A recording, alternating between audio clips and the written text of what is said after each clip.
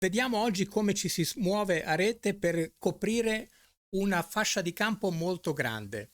Consideriamo una cosa fondamentale, che quando sono a rete io devo avere una posizione ottimale. Ho pochissimo tempo. Se io sono messo anche 20-30 centimetri spostato dalla posizione ottimale, la palla probabilmente mi passa, non riesco a prenderla.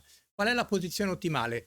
Vi lascio un link in descrizione con un video che avevo fatto proprio per la posizione in campo. Comunque, riassumendo, quando io attacco ad esempio sul lato sinistro del campo, quindi attacco sul rovescio, io mi dovrò spostare leggermente sulla destra del campo, perché devo stare tra la bisettrice formata dalle due direzioni dove l'avversario mi può giocare la palla. Quindi mi può giocare una palla lungolinea o mi può giocare una palla diagonale.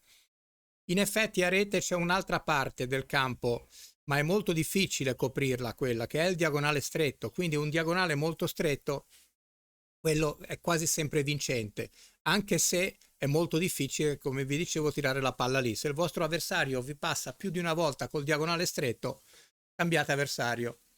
Quindi adesso andiamo a vedere qual è la posizione e i passi da fare per coprire il campo.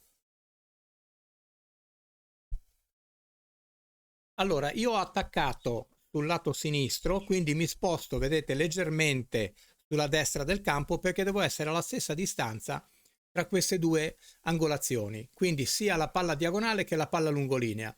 A differenza degli spostamenti che vi ho fatto vedere sempre in quel video da fondo campo, dove iniziavo con uno shuffle step o con un cross step, quindi con un passo incrociato, a rete io devo riuscire ad arrivare più lontano possibile con un passo solo, due massimo, e quindi il passo che farò sarà leggermente diverso. Quindi non inizierò, ad esempio, se io devo andare sulla parte destra del campo, non inizio con un passo incrociato, come vedremo adesso, ma inizio muovendo la gamba destra, destro e poi incrocio. Vedete che così arrivo sulla riga laterale, destro e l'incrocio. Questo per giocare in lungolinea.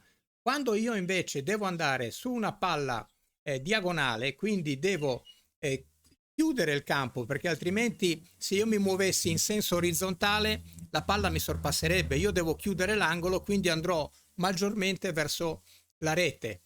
Allora qui cosa faccio? Sinistro e destro, quindi il primo passo lo faccio con la gamba sinistra e il secondo passo a chiudere con la gamba destra.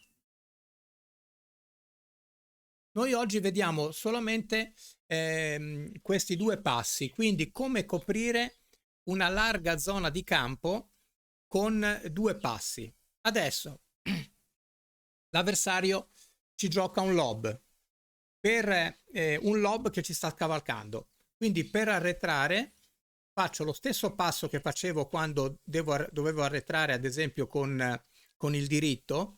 Quindi il primo passo sarà un passo indietro con la gamba sinistra e dei cross step. Passo dietro, cross step e salto. Questi sono i passi per la zona di rete. Quindi se io devo coprire una fascia di campo abbastanza grande, il primo passo che faccio, non faccio un passo incrociato con la gamba più lontana dalla palla, ma muovo la gamba più vicina alla palla per prima e poi faccio il passo incrociato. Buona volée e buon tennis a tutti!